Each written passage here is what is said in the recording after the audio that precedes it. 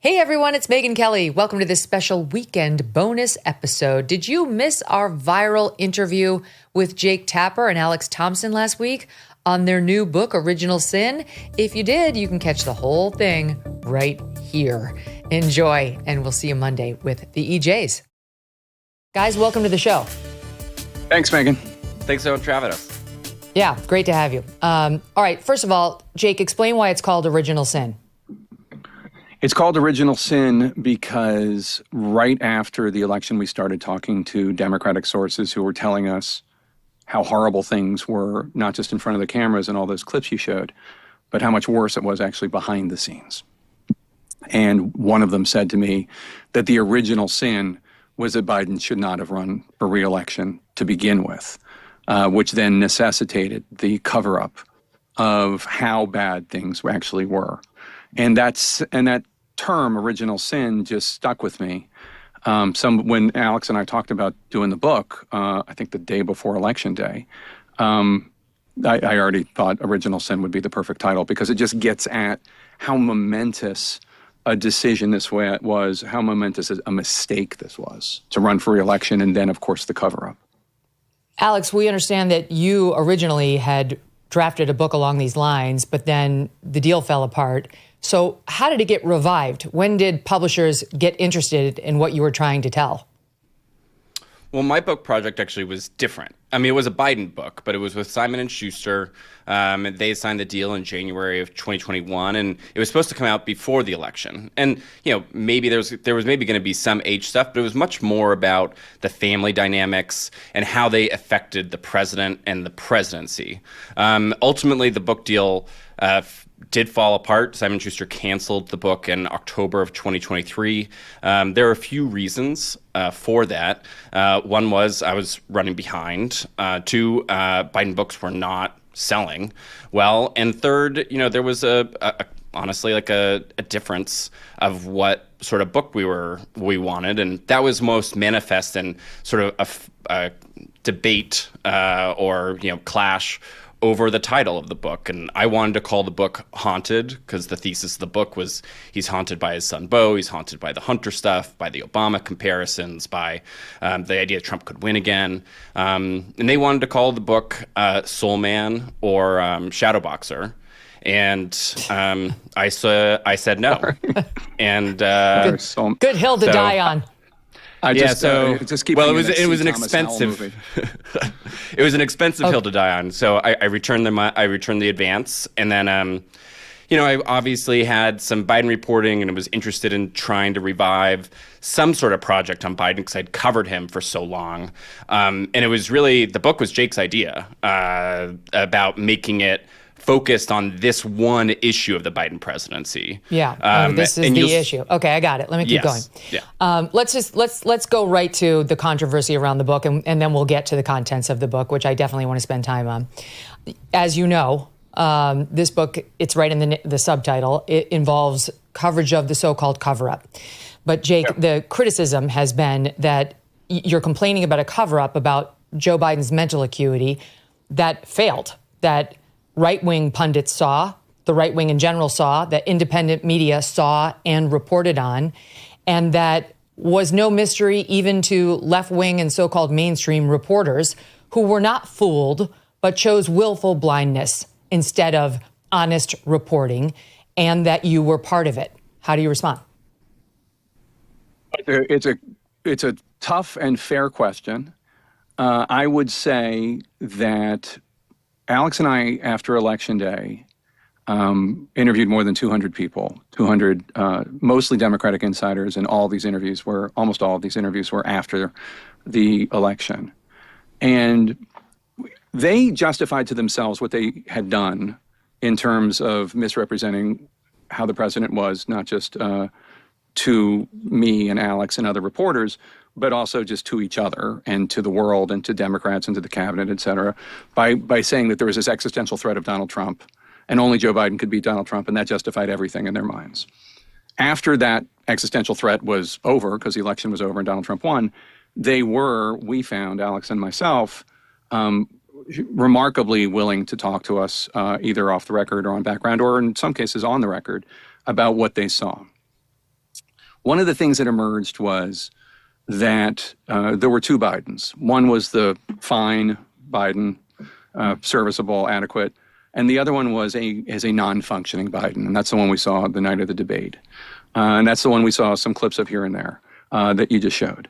And that non-functioning Biden, the one that lost his train of thought in a significant way, not in the way just that every human loses their train of thought, but in a way that shows that he's having trouble articulating his very views. And the one who forgot the name of close aides, who was not able to come up with George Clooney's name, didn't seem to recognize him, all that sort of thing.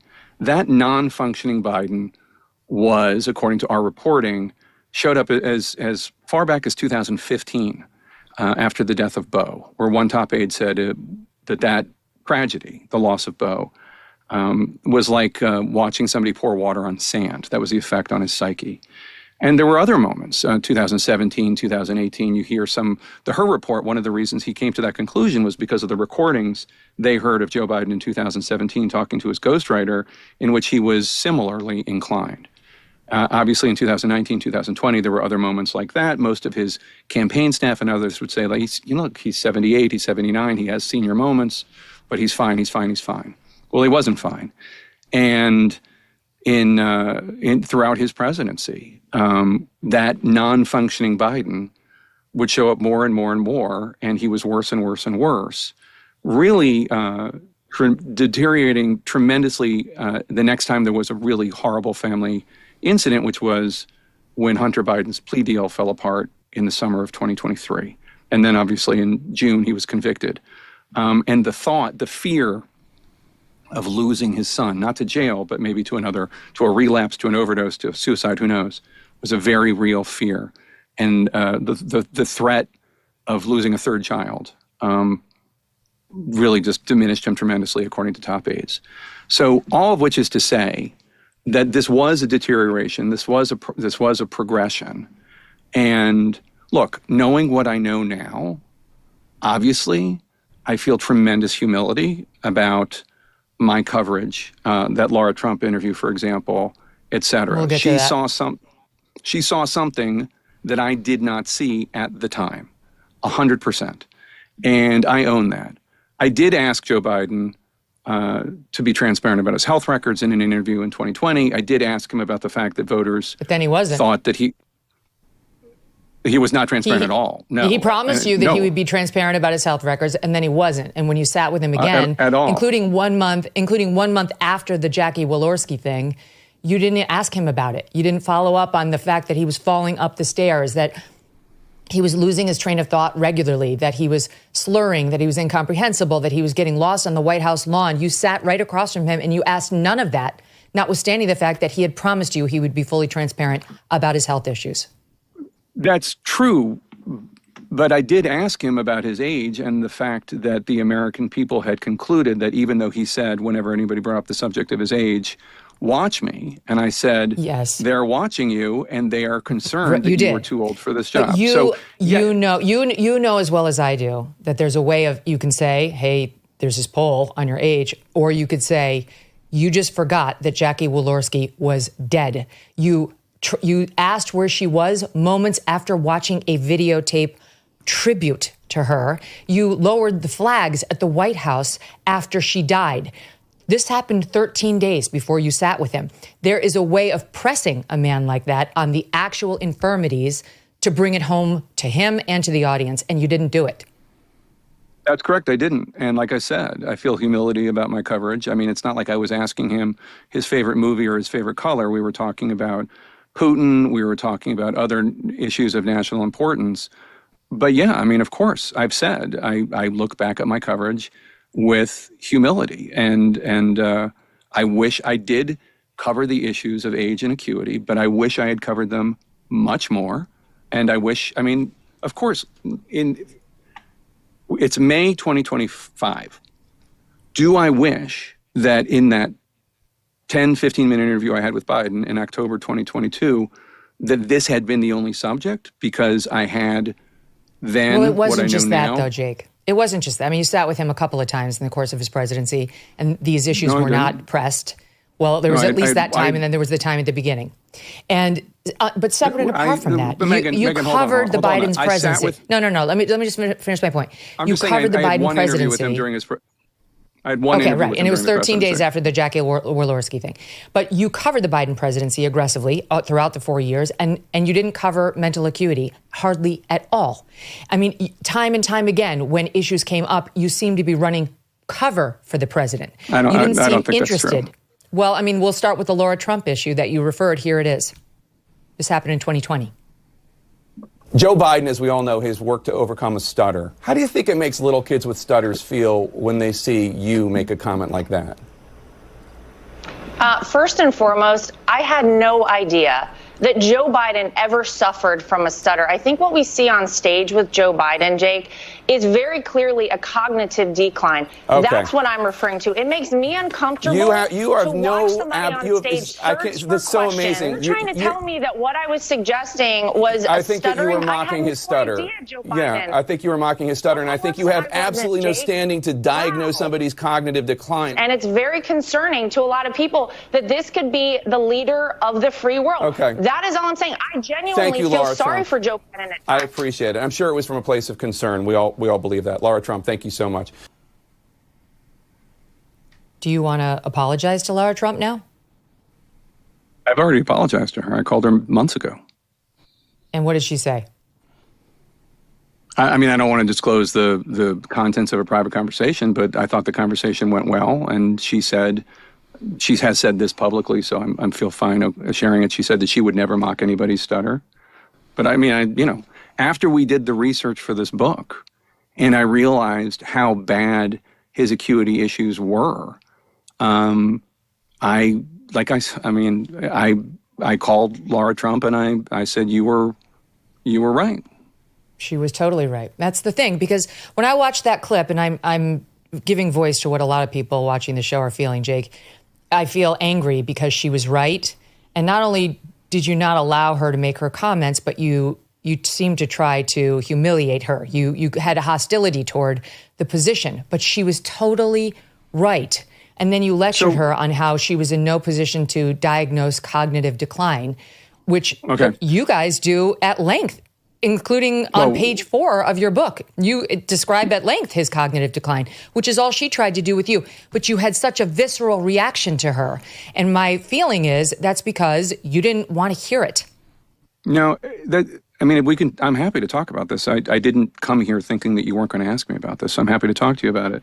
No, I know. The first time I saw the coverage of Laura Trump's comments, which were interpreted as her mocking Joe Biden's stutter, was in January 2020. I read it in conservative media. I read it in the Daily Mail. And that's where I saw that her comments were being interpreted that way. After those comments were publicized, it got a lot of coverage. And Sully Sullenberger wrote an op-ed in the New York Times criticizing her about this. So that's the context for that, that I was following up on a story that had been out there months before. This is also in the context of October 2020, a very intense time. People on the Biden side are saying crazy things about Trump. People on the Trump side are saying crazy things about Biden, including Don Jr. suggesting that Joe Biden is a pedophile. So that is the larger context. But as I said, her comments have aged well. My comments have aged poorly. I own that. But I think what is significant is, in addition to me owning that, the reporting that Alex and I have done, which is beyond just, and when I say just, I don't mean to diminish it, but the comments of Joe Biden making gaffes, saying things stupid, tripping, are all important and all deserved to be aired and all deserve scrutiny. But as you know, Megyn, because even though you look 30 years younger than me, we're roughly the same age, Joe Biden has been saying stupid things for decades. Okay? I get what you're saying, but this minimizes it too, because it was more than saying stupid things. But I'm telling you, like over here in my ecosphere, we were covering all of these. It wasn't just falling down; it was getting lost. It was some of the stuff you report in your book. We knew, and we were reporting on, like the multi-jump cuts in the videos of him where it was obvious he couldn't get through a 1-minute take. So they had to use those. It was clear to us that he was using teleprompter, and there was some reporting on that at the time, all of which the White House was denying. Now, with the current White House, I have some connections. With the Joe Biden White House, I had none. But you did. You did. And so while... You've been in Washington 30 years, Jake. You guys, you and CNN have White House connections, but there was no effort, none, to get to the bottom of this. And now for you guys to write this book like there was a cover-up, it's like there was a cover-up and there was an attempted cover-up. It could only ever work if you allowed it, if the press allowed it. Some of us tried not to, and some of us were complicit. First of all, the Biden White House did not like me. Okay, I do not have great connections with the Biden White House. Well, clearly you have a lot of sources. You say you talked to over 200 sources for this book. So you have some election, you could have called and worked. No, that's the point, is that they were not being honest. That's well, how did the Wall Street Journal get it in June of 2024? And Jake Tapper and CNN couldn't find sources for this story then before he dropped out? Annie Linsky and Siobhan Hughes did an amazing job in their reporting. And they should be heralded, and I heralded them. I had them on my show right after the debate to talk about their great reporting. But Annie Linsky, the debate, but you did not put them on when they published that story, which was before the debate. Correct. I don't know what the booking situation was, but it wasn't because I didn't want them. I'm sure I said that day, let's book. I'm sure I said that day, let's book that. Did they? Yeah, you put on a Democrat, and you allowed the Democrat to rip on the report as a Rupert Murdoch sponsored hit piece. No. It's just Megyn. That's Megyn, what happened. If we're going to do this, let's just stick to the facts here, okay? When there is a damaging report, that's what I've been doing all along. I'm talking about what you just said. Didn't miss the biggest story of the century when it comes to presidential politics, and one of us did. Okay, so there is a difference, okay, between the clips of Joe Biden falling on a stage at the Air Force Academy graduation. There is a difference between the clip of Joe Biden embarrassingly forgetting that a Republican member of Congress who he's talking about has died. Those are embarrassing, those are important, but there is a difference between that and the investigative journalism that Alex and I were able to do and only able to do after the election. And I know you know this because you've been talking about the scoops in the book, and you've been talking about... I don't diminish the importance of the book. I don't. I have supported the importance of the book, and we'll talk about the contents of the book at length.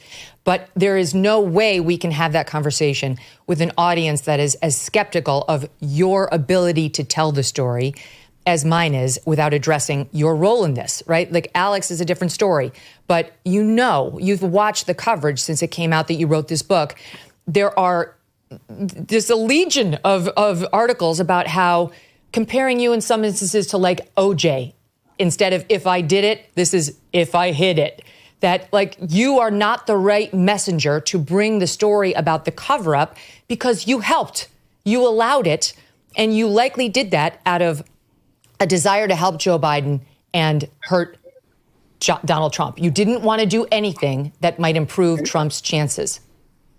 I do not think that that is accurate. I do not think that that is true at all. The idea that Siobhan and Annie do their piece and we have on the co-chair of the Biden campaign is not me trying to cover for the Biden campaign. That is me putting the questions of the reporting that were made to him and saying things like, so you really haven't seen any moment? Or you would acknowledge that, wouldn't you acknowledge that he's lost a step, he's 81, et cetera, et cetera. Like I said before, if I had known then what I know now, would I have been more aggressive? Yes, of course. How did I know and you didn't know? I'm just curious because when I saw that Wall Street Journal report in June of 24, I scoffed at it. Like, okay, it's an attempt, But it's lame. Everybody on the right-wing ecosystem and the independent media ecosystem knew it was a lame attempt that only scratched the surface. We had all been discussing his serious cognitive problems for years by that point. Jake, in June of 2022, this show did a full 2-hour program on his cognitive decline. I heard it. It was. I know we want to pretend. I'm mentioning the Wall Street Journal as a courtesy, but those of us on this side of the aisle had been reporting in depth on his multiple problems and the obvious lies we were being told for years. For years. You really want the audience to believe you were fooled? What do you mean I was fooled? I'm not saying I was fooled. I'm saying we all saw these moments before the camera, and they were obviously concerning, and he was obviously aging, and that was significant. But so the people at the White House, to the bottom of it? I'm trying to answer the question. But so the people at the White House, when I would call, when others would call, when Alex would call, would lie. He's fine. He's fine. You'd call Democrats and say, what are you seeing behind the scenes here? Because this is concerning. He's fine. He's fine. This is just a moment. He's 79. He's 80. He has moments like that, but he's fine. His decision-making's fine. They're still saying that. They're still saying that. And let me defend Annie and Siobhan there for a second, because you just said that their Wall Street Journal story just scratched the surface. They got what they could get in June 2024. And I went back, and Alex and I went back to report some of the same things that they reported on. For example, there was a meeting in the White House about Ukraine funding in January 2024. And we were able to get people to say things as a Democratic member of Congress that, I don't know who Annie and Siobhan's sources are, but they were not able to get them to do that. I assume that, they had dozens of sources for that article, but not one of the Democrats that they talked to would even talk on background. It is a complicated thing to try to get to. But your commentary on your show, yes, I'm going to bring you in. But your commentary on your show, Jake, consistently ran in one direction. Occasionally, you would ask some tough questions. That's true. I mean, here you are in September 2023 saying that Biden was sharp mentally. September of 2023. Hold on. You said he's sharp mentally. I think the question is physically, right? He's sharp mentally. And then you pointed out that his opponent, Donald Trump, was only a couple of years younger than he was. There are many examples where you're doing that kind of coverage. Okay, so let's be honest and full about what you're talking about. There's no problem with honesty on this show. Okay. Yeah, let's watch it. Let's watch it. Yeah, Frank Fork came on with a biography about Joe Biden. Frank Fork came on to talk about his biography with Joe Biden, and I'm trying to summarize what his conclusions were. So he is saying that Biden and where is the part where you say he's not sharp mentally, Frank? We've seen the following 10 examples in the past year, never mind 3 years. Where I wasn't... I've already said, I wish I had covered this more aggressively. Frank Fork had come to the show to talk about his book about President Biden. This was in September 2023. And I interviewed him about his book, and that was the end of that. Now, I suppose, in retrospect, I say again, I wish I had been more aggressive. I do. Yeah. But our reporting suggests, and like I said, we've talked to more than 200 people, Democratic insiders, that the real deterioration of President Biden, and yes, there was a degression or regression, whatever you want to call it, deterioration since 2015. But it really started to intensify in the summer of 2023 when Hunter Biden's plea deal fell apart and Joe Biden was terrified about what that effect would have on his son. I accept that. I accept that it got worse in 23. And people close to him say that was a real demarcation. And in October 2023, there is the last cabinet meeting for almost a year. And cabinet secretaries tell us that fall 2023 began what they call a weird period, where they were kept at bay, where they were kept away from President Biden. And now we're getting the substance, which I do want to talk about. I'm about to switch to that. But let me just ask you, because when we got to leading up to the debate, which you anchored, that June 27th debate, 2024, there was a ton of news leading into that debate in that month. And we looked back at your coverage and found that you ignored it. Not only did you ignore the Jackie Walorski moment when you had him 13 days later, but you ignored the freeze up that he had at the Juneteenth celebration. You ignored what happened at the G7 when he wandered off and Giorgia Meloni, Prime Minister of Italy, had to go find him. You ignored the freeze up at the George Clooney LA fundraiser. You didn't cover it. You only covered it after the debate, after George Clooney wrote his op-ed. Jake, nobody made you do that. There was your network at every turn was telling us those were, quote, cheap fakes. And you were not combating that narrative. CNN was actively misleading us on what our very eyes were showing us. That's the truth. That's the record. I will acknowledge that after I was named co-moderator of the debate, I tried to make sure that my coverage was fairly vanilla, both about Trump and about Biden, because I just wanted to get to the debate. And, the Biden people and the Trump people, I'm kind of frankly surprised that either one of them agreed to have me as a moderator, because both sides disliked me so much. But yeah, I remember that moment. And I remember that moment, the glitch at the immigration event, and not getting much attention outside of conservative media at all. And Alex and I are here to say that conservative media was right and conservative media was correct, and that there should be a lot of soul searching, not just among me, but among the legacy media to begin with, all of us, for how this was covered or not covered sufficiently. 100%. I'm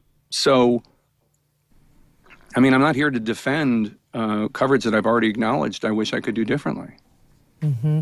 Let me bring Alex in. Thank you for your patience, Alex, and apologies for the back and forth. I think he's fine. The audience may not be aware of this based on what just happened, but Jake and I are actually friends, and this is all said in, the context of I know what my audience wants to hear asked, and Jake has told me before he wanted the opportunity to answer these questions. So that's what we're doing here. We didn't come on the show thinking that this was going to be a softball interview. Right, I understand. Listen. First of all, nobody flagellates Jake Tapper more than Jake Tapper, okay? I get it. I understand. I am fallible. I make mistakes. It's not just the Biden coverage. I go back and I look at I wish I had been covering terrorism more before 9/11. I wish that I had covered the WMD with more skepticism. And there's, a million things. This is definitely among them. And conservative media absolutely has every right to say we were hip to this and the legacy media was not. Now, I do not accept that I was part of a cover-up. I do not accept that I was just providing cover for Joe Biden. I think a lot of these clips are not fair. The one that is fair is the Laura Trump clip, and I own it, and I regret it, and I've told her that privately, and that's completely fair. But what we uncovered after the election, what people were willing to tell us after the election was so shocking. And yeah, the Jackie Walorski thing is awful, but I would posit that President Biden not being able to come up with the name of his national security advisor in December 2022 is important information. And I would also posit. I'm not arguing that the book has no place or no importance. Let me ask Alex something. So you may be aware, the hard time I've given you on this show is not because of your coverage of the Biden mental decline. I've given you a hard time over the past couple of weeks because you were honored by the White House Correspondents' dinner for covering this story, which honestly is like getting the award for being the thinnest kid at fat camp. There was literally no competition at the White House Correspondents Association dinner that they would even consider. They're not going to give awards to anybody in the right-wing ecosphere who covered this from the beginning, with all due respect to you, Alex. But when you got up there, you actually got up there and said, we, myself included, missed a lot of this story. And we bear some responsibility for faith in the media being at such lows. But we, the media, did not miss this story, Alex. We did not miss this story. We were all over this story. We were night and day covering this story. We knew you hated the we after he said it. We talked about it. It was insane. It was an insane comment to make. Who are you talking about? He meant the we in the room. He was talking about the people in the room. It's not your turn to talk anymore. It's Alex's turn. Thank you. We? Thank you. I can defend myself. No, we were the people in the room. I mean, like it was the White House Correspondents' dinner. I was talking to the people in the room that covered Joe Biden. All right, so here's my every day in, follow-up. day Got out. it. Here's the follow-up. Okay. We, if that's who we is, did not miss the story. We in that room intentionally chose not to cover the story or dig into the story, which is a massive story that we have missed in Original Sin. Okay, I'm glad you asked me this question because I heard you rip me to shreds the night out, the Monday after the dinner. And at first I meant to say was congratulations and. Yeah. At first I was defensive, but then I was, I thought about it also, from your all perspective, especially like the miss part and like your readers that were saying, hey, there's a problem here, or not your readers, but your listeners, saying there's a problem here, and I'm not seeing it reflected in the media. And then after the debate happens, everyone to be like, oh my God, there's a problem. I'd be pissed too, because you would feel like you weren't listened to. And that, and I'm sure that a lot of people felt that it was because some reporters let their own personal politics get in the way. And let's be honest, like a lot of newsrooms in DC and New York are more liberal than not. And I'll just say for myself, I think some of them let their own personal politics get in the way. But in terms of the missed part, the reason I said missed is because I think there were a lot of really great reporters on this beat. And I know you may disagree, I know your listeners may disagree, but I was in the White House, every day.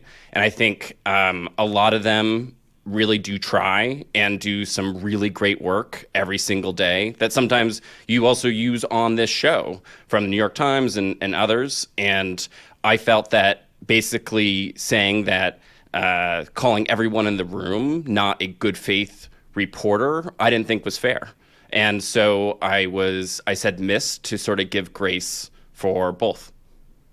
Well, that's sweet. I'm less graceful than you are and less forgiving, but that's fine.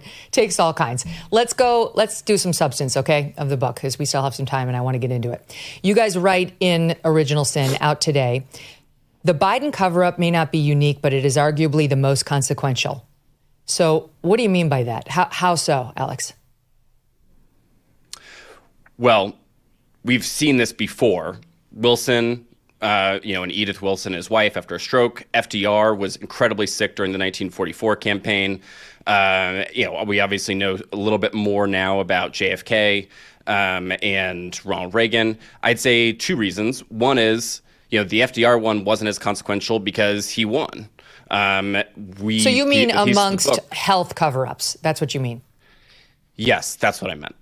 I think that's what we meant in the book. Sorry. All right, let's keep going. You write that you spoke with at least 4 cabinet secretaries of Joe Biden's and that they said he could not be relied upon to, quote, perform at 2 a.m. during an emergency. So, and here's just a little bit more. They said access. By the end of 2024. Quoting here from your reporting, access dropped off considerably in 2024. And one of the cabinet secretaries, number 1 you referred to, said, I did not interact with him as much. I didn't get an explanation. Instead, that cabinet secretary would brief other senior White House aides who then brief the president. Yes, the president is making the decisions, but if the inner circle is shaping them in such a way, is it really a decision? Are they leading him to something? Said this one. A different cabinet secretary, number 3, October 2023, the cabinet was kept at bay with the exceptions of Lloyd Austin and Antony Blinken. Quote, for months, we did not have access to him. There was clearly a deliberate strategy by the White House to have him meet with as few people as possible or as necessary. At one rare meeting during that time, Cabinet Secretary 3 was, quote, shocked by how the president was acting. He seemed disoriented and out of it, his mouth agape. All I can think when I see that word agape, Jake, is that debate that you hosted. That's what it was the whole time, agape, to the point where when I was reading, I listened to my news oftentimes on like these apps that will read you the article, and the news readers, the AI news readers, pronounced that word agape. And all I heard I must have heard 200 times agape the day after that debate. So it was a pattern. The cabinet secretaries were saying it. You saw it. We all saw it. And yet, what did they tell you behind the scenes about what, if anything, they did about it? Well, nothing. I mean, that's the thing. There is very little in terms of actual action that happened. And one of the reasons for that, I think, is because by the end of 2023 and then throughout 2024, so many people had been sequestered off from President Biden that there weren't people that had any reliable information about his current condition. It's actually one of the interesting parts of the post-debate coverage. There are people in the White House that the communications office of the Biden White House are trying to get them to go out and defend the president and say, I just met with him, he's fine, blah, blah, blah. And they had not seen him in weeks or even months. They could not attest to his fitness. When Ron Klain, the former Biden White House chief of staff, is calling around and trying to rally Democrats after the debate to speak about Biden's acuity, many of them tell Klain, I haven't seen him in a year, or I haven't seen him in a year and a half. Wow. Now, Klain interprets that as his successor, Jeff Zients, is managing the portfolio poorly and should be doing more to have, make nice with Congress stuff. But Alex and I interpret that as they are hiding Biden from as many people as they can, so there aren't as many people who have seen him. Nancy Pelosi, as we write about in the book, has a private and secret meeting with Biden after the debate where she's urging him to look at the polling information. And I don't know when the last time she had a one-on-one with him was, because she suggests that after she stepped down as Democratic leader after the midterms of 2022, she barely saw him. And this is a theme throughout 2023, especially the last half of 2023 and 2024, how many people didn't have access to him, how many people didn't see him. This was by design, you write in the book, that, Alex, I'll bring you in, because there was a so-called, what you write about as a Politburo surrounding him. It was 4 people plus Biden to make 5. Can you tell us who those people were? And is the theory then that those are the 4 people who did know and worked as sort of cabal to keep everybody else at arm's length so that they wouldn't also have full knowledge of his deterioration? That's me? Yeah. Okay. So the people that we're naming would be Mike Donilon, Steve Ricchetti. Mike Donilon's his top political advisor. Steve Ricchetti is his top legislative advisor. Ron Klain, when he was chief of staff. Bruce Reed, his basically longtime policy advisor. Those are sort of the 4, they were known as a Politburo, gray hairs, poobahs, and they were with him the most of anybody. Now, if you were to ask them, and I still think even if you put them on truth serum today, they would say he was fine.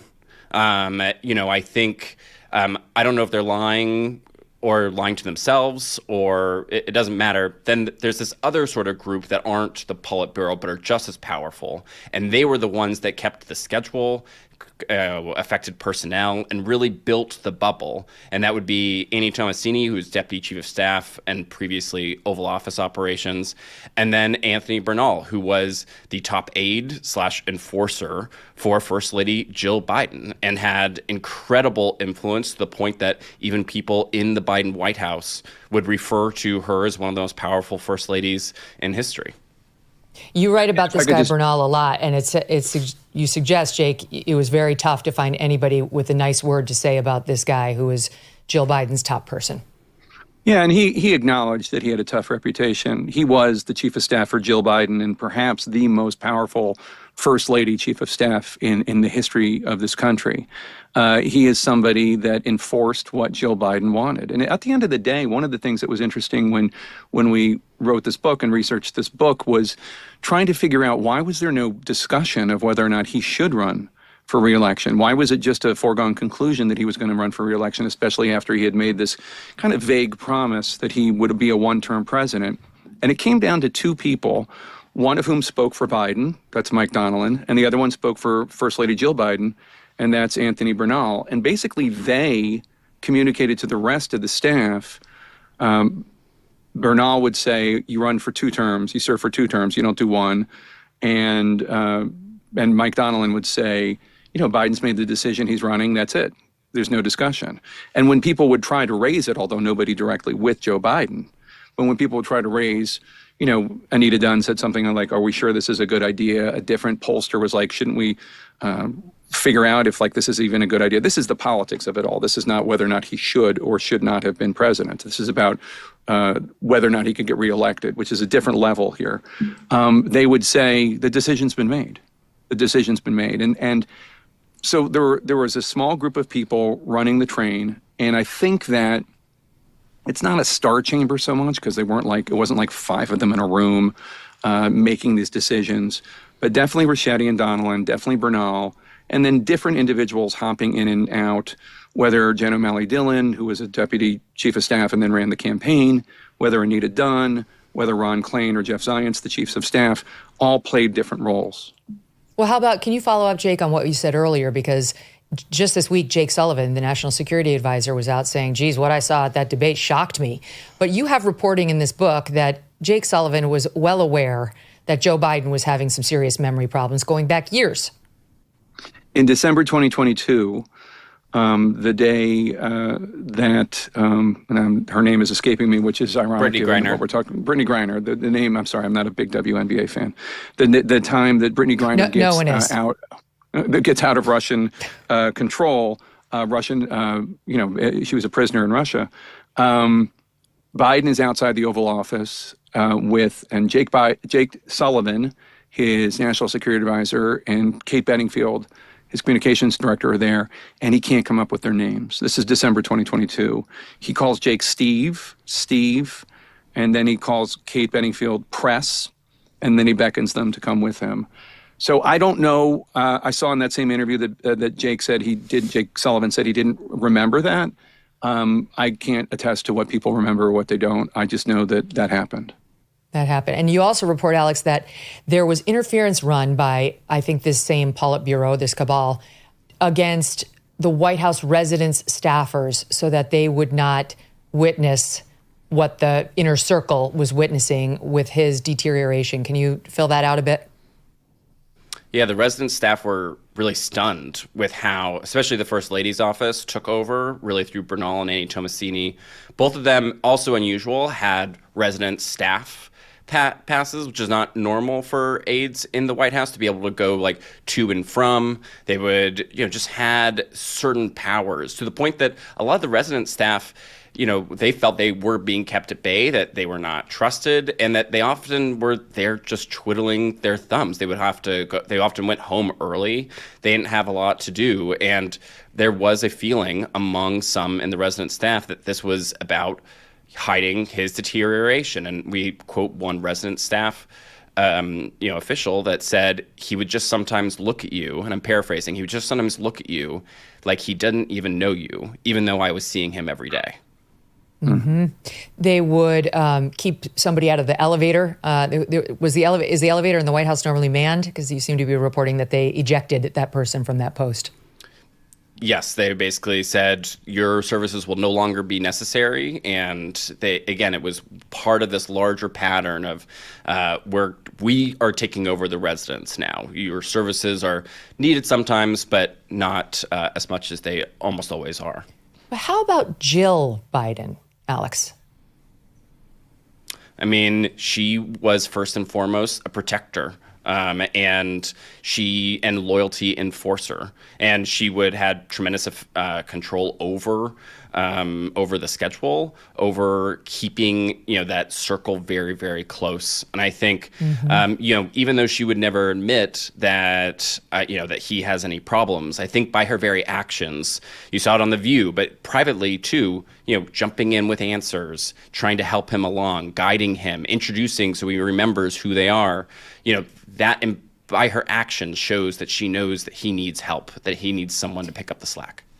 All right, we'll pick it up there. We have to get into the presidential debate and what Jake's reaction was when he had that onstage meltdown, and what is the reaction from these guys to the announcement about Joe Biden's cancer diagnosis on the eve of their pub date. Stand by. We'll be right back. Now, please welcome the 46th President of the United States, Joe Biden. Folks, how are you? For the listening audience, he's shuffling out onto the debate stage that would seal his fate when it comes to his candidacy for a second term, Joe Biden at the lectern. And Jake Tapper truly had a front row to history in that moment. Welcome back to the show. This is the Megyn Kelly Show, and here with me today, Jake Tapper and Alex Thompson. They are the co-authors of the new book, Original Sin: President Biden's Decline, Its Cover-Up, and His Disastrous Choice to Run Again. All right, Jake, so I have been in the front row of the presidential debate in big moments. And I remember. One of the interesting things is always like, what's the dynamic between the anchors on the set when you know big news is being made? So walk us through that moment when he completely fell apart with the I killed Medicare, and everybody was left with their own agape moment. I guess presumably your viewers and listeners know the agape reference by now. So that front row seat was really disturbing. And again, as you say, we all watched President Biden age. We all watched his gaffes. We all watched these moments that were uncomfortable and obviously representative of a decline going on. But there was something about that debate that was utterly shocking. And maybe you and your listeners were not shocked. Maybe you thought that this was going to happen, and this was. I think it was one of those shocked but not surprised moments for us. So he comes out, and he's obviously shuffling, as had been going on with him for years because of his degenerative spine.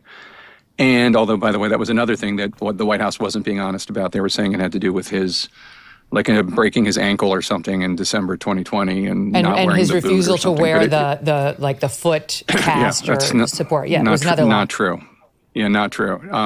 So he comes out, and he has a cold also, and he sounds, so even his voice, obviously, go back and listen to him. In 2020, his voice is much deeper and stronger. And then, he comes out, it's thinner, it's reedier. He obviously is coughing a lot. But there was something about that moment. My first text to my producing team read phlegm. And I saw that same word in your book, referencing what you were thinking. It was phlegmy. He was definitely very phlegmy. But it was a few minutes in. I mean, his first answer was not good. But that wasn't ultimately particularly surprising. I think it was the second long answer in that economics block that we did, where he just completely lost his train of thought in such a way that he was like grasping for words. And look, he has those crutches where he starts wandering off and then he says anyway because he's lost his train of thought. That's something that we've seen. But this was something else. This was something more shocking. And he says, we finally beat Medicare. And I presumably he was trying to say we finally beat COVID, but it was really shocking. Also interesting at the time was Trump obviously was very Trumpy during the debate. He did his thing. If you like it, you like it. If you don't, you don't. For Trump, given what was going on to his left, he was fairly restrained. He wasn't really commenting on the self-immolation that was going on. I think he only made one comment that night about Biden's incoherence. He said something like, I'm not really sure what he just said, and I'm not sure that he does either, or something like that. I'm paraphrasing. But get to the text that you sent to your control room and the correspondence between you and Dana. So we have iPads, because you can't communicate, obviously, talking to your control room during a debate. We have iPads where you can write on them. And I recommend it if you don't have one, by the way. It's fantastic. And I wrote, because I had no idea who was back there, so I tried to keep it clean. I wrote, holy smokes. Now, what I was thinking was, holy fuck. I mean, it was just shocking. But I kept it clean. Dana writes to me on a piece of paper, he just lost the election. It was just, it is, I don't think this is hyperbole at all, the worst debate in the history of presidential debates going back to 1960. I just can't think of anything even remotely close to it. And then you saw him immediately after, you write in the book, and he seemed like unaware that something extremely problematic had just occurred. Well, it's just, first of all, Jill helps him down from the stage. It's like a one one-step stage. Maybe it was a little distracting because there were weird lights or whatever, but that looked weird too. But they come over to the table. Trump is long gone. He's probably in the air at that point. And they come over, and they really didn't seem to have any idea that this had been as bad as it was. And it was very awkward. He said something about sorry about my cold, and he tried to say something about how much Trump lies. And then he said something like, I guess we'll go see what the commentators have to say or something like that. And he and Jill wander off. And it was just one of these, sometimes you think did I just see that? Did I just witness this 90-minute event? Yes. During it also, I'll just say, so I'm 56, so I'm now at the age where I love sleep. Sleep is something that when you're a kid, you hate it so much, but when you're an adult, you're I can't get enough of it. And I even thought as this debate started, why are we starting at 9? This is so late. And then when Biden started to fump around, I thought, man, starting this at 9 was really a bad idea. Why didn't they ask for 5? They never should have agreed. We never should have agreed. Following up on a point from earlier, Alex, because we talked about the cabinet secretaries unnamed, and we talked about the Politburo protecting him, and you gave us the names. There is a suggestion in the book, though it's never written explicitly, that President Biden wasn't always making the calls as president. Is that what you're reporting, that he was not in full command of the decision-making for those 4 years? Well, some members of the cabinet told us that they felt that one of them put it to us this way, is because what happened is they closed ranks. They had the cabinet members come in and brief senior staff. And then the senior staff would brief the president. And one member of the cabinet put it to us this way: yes, the president is officially making the decision, putting the sign, dotted line. But if the decision is framed in a certain way, is it really a decision? And are really they the ones making the decision? And there was a feeling that they were, putting their hand on the scale one way or another. And, some people also felt that this began, as early as 2021 when, the Biden administration, went pretty far to the left of where Joe Biden had been for a lot of his career. And many people attributed that to Ron Klain, who is more progressive, being chief of staff. And they felt, some people, including in the cabinet, felt that if Biden had been 20 years younger, it may have been different. One cabinet member said, he's an old man. He's got 4 to 6 good hours a day. And if that's the case, sometimes things are missed. He's not in the weeds as much. Yeah, and the decisions have to be made by other people. Wait, let me keep going, because I only have you for 7 more minutes. I know you got a date with somebody else. Follow up to you on this, Alex. So right before you guys launched your book, as you know, on Sunday night, they came out with an announcement that he's suffering from prostate cancer that's metastasized to his bones. We've had multiple doctors come out and say that has to be at least a 5 to 7 year run. Some have acknowledged there's a very, very small percentage who could potentially have, had prostate cancer that went to the bones, but extremely rare. Anyway, what do you make of the timing of that announcement? And do you think it's any accident that it came in between you releasing her audio tapes and on Axios on Saturday, and you guys releasing your book today? I can tell you, and I wrote in a story with Mark Caputo this morning, that some people that even worked in the Biden White House are suspicious of the timing and are skeptical of it. I don't want to get into skepticism. I try to just report and not speculate. But I can tell you that some people that worked for him felt very strange about the sudden timing of this. And I'm going to continue to report it out. It's obviously very sad. And I also think, we framed this book as a tragedy of a man undone. And I think this just further shows that tragic element. And also, how risky it was for him to run for reelection at such an old age. Is that at all an oh shit moment? Is it all an oh shit moment where you're like, oh my God, the whole book is about his health and a cover up, and we miss the fact that he's got cancer. He's got terminal cancer. I mean, like I don't know. Do you feel like, what's your odd? What do you think the odds are? Because your whole book is about how he covers up about his health problems.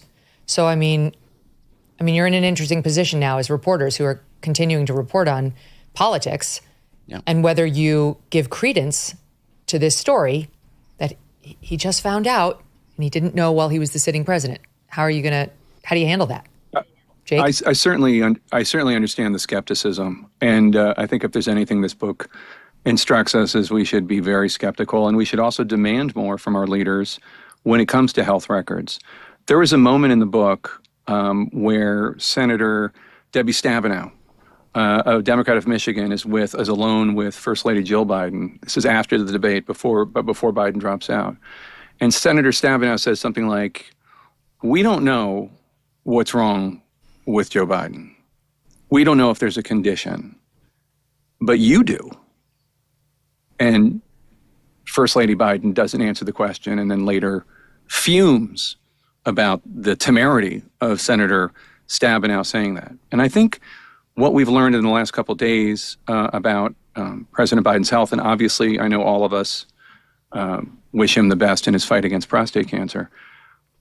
What I think it gets at is the difficulty of hard reporting and investigative journalism when it comes to health issues.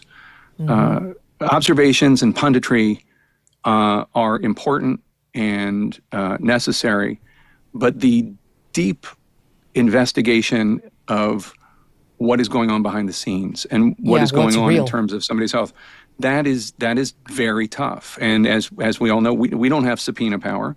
We can't break into doctors' offices. I have no reporting on when he found out about this. All the world has, is their word. And if you believe their word, then you believe their word. And if you don't, you're left with your skepticism.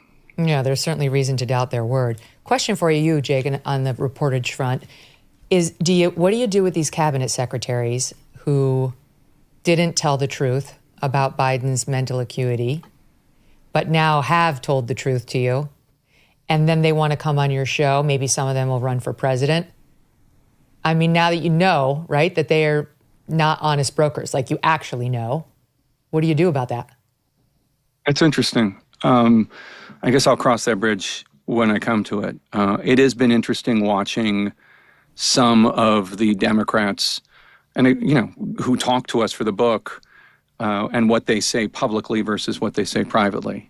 That has been interesting. Yeah, I saw the one congresswoman who we quote in the book, Susan Wild, former congresswoman from Pennsylvania, was out there tweeting something like, "Fuck Andrew Yang," like we need to move forward and focus on Trump and not Biden. And she's quoted in the book during a meeting, a Zoom meeting of the ranking Democrats, saying something like, "Biden can't come to my district and he makes us all out to be liars." And it's just, when it was pointed out to her that what she said, according to the book, was very different than what she was saying now, she, at least to her credit, fessed up to it. She didn't deny it. But it is weird watching the dance between people who know how bad it was and are just keeping quiet or trying to change the subject, and those who know how bad it was and are lying to the public. It's interesting. Well, I mean, one of them is Hakeem Jeffries, who you point out in the book.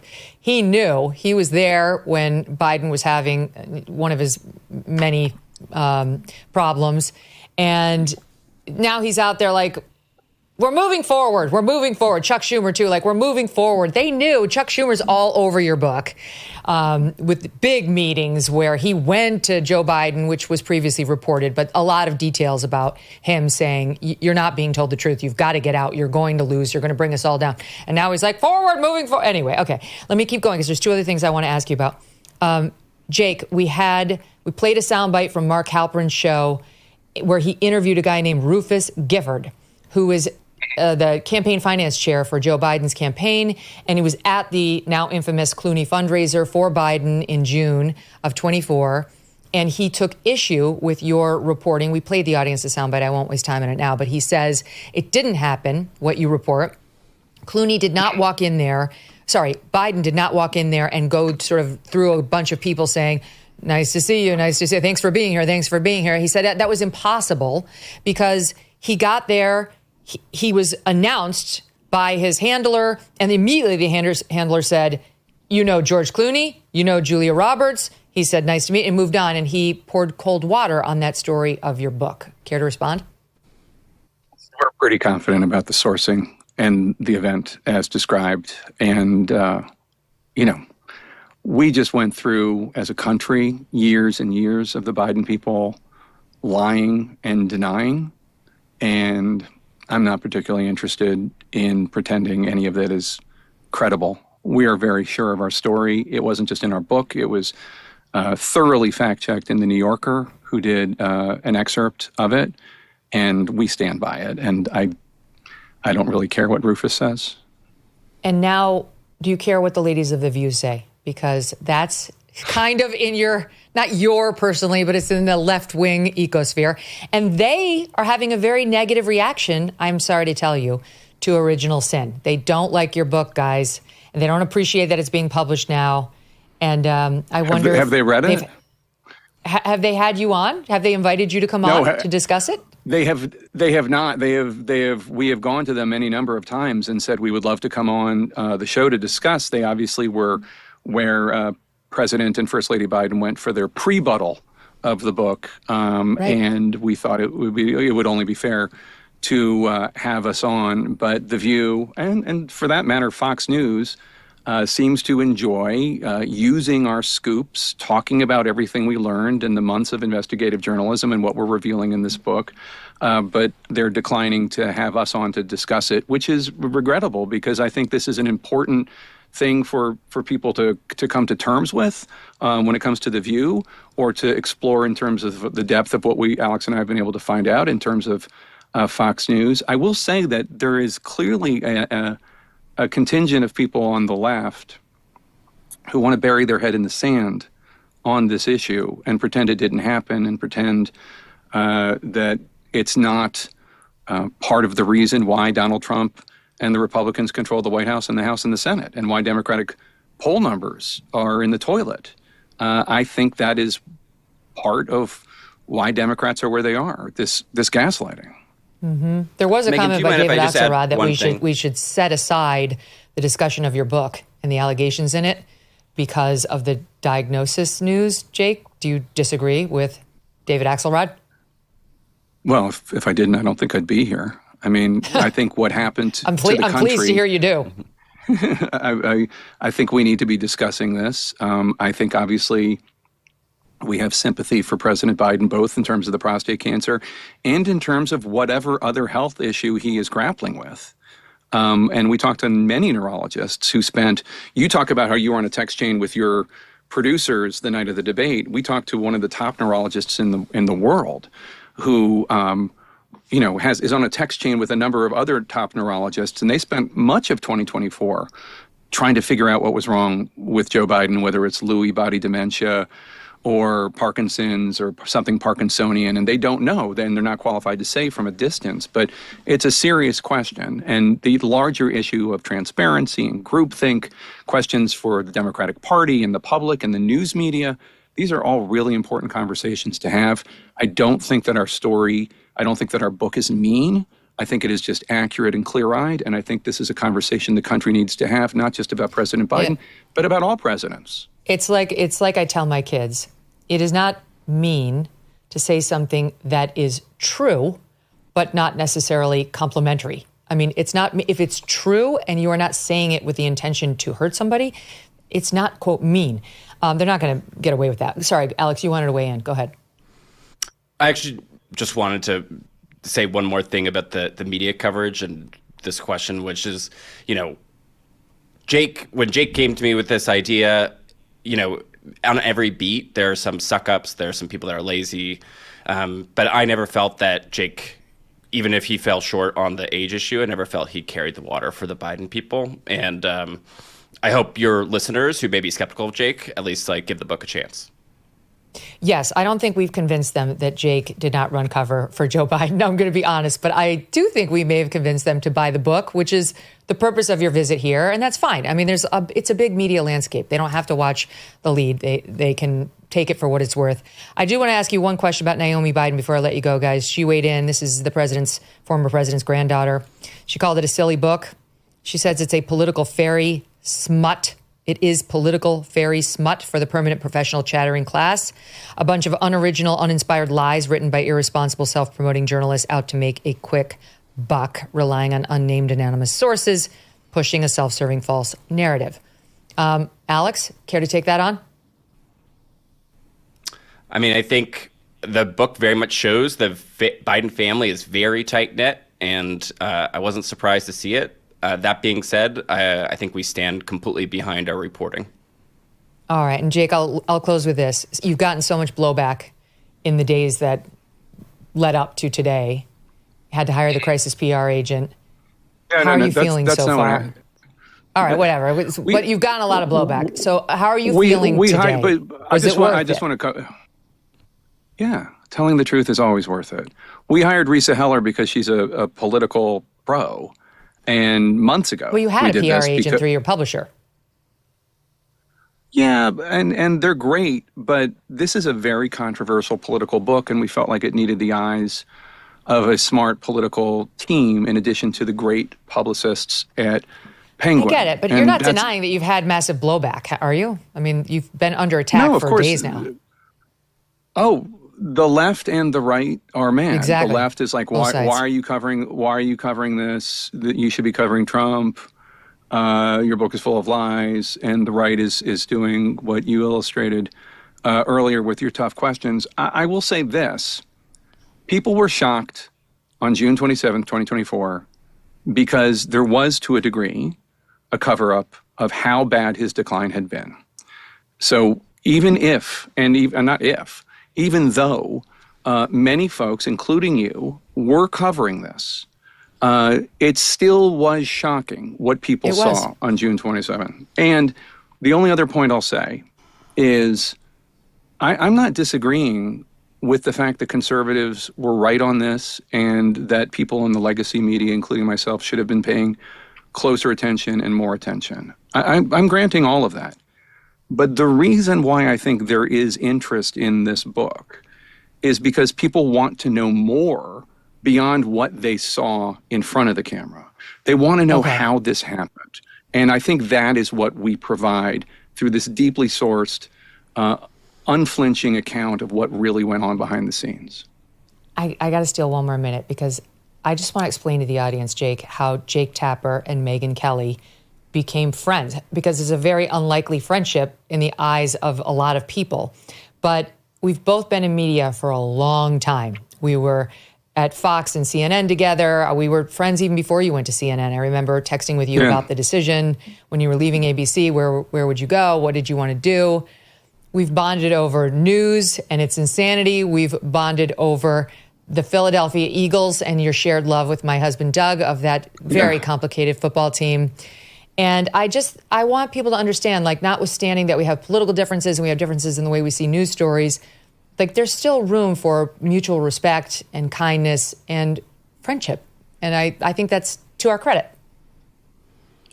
I consider you a friend. I don't necessarily agree with everything you do or say, but that doesn't really matter. And I think it's interesting what you've done and impressive what you've built since that. You know what I think about what happened to you at NBC. It's flattering to you and not to them. But yeah, and look, I mean, one of the things that you've said to me or said about me is that I might not always succeed, but I try to be fair.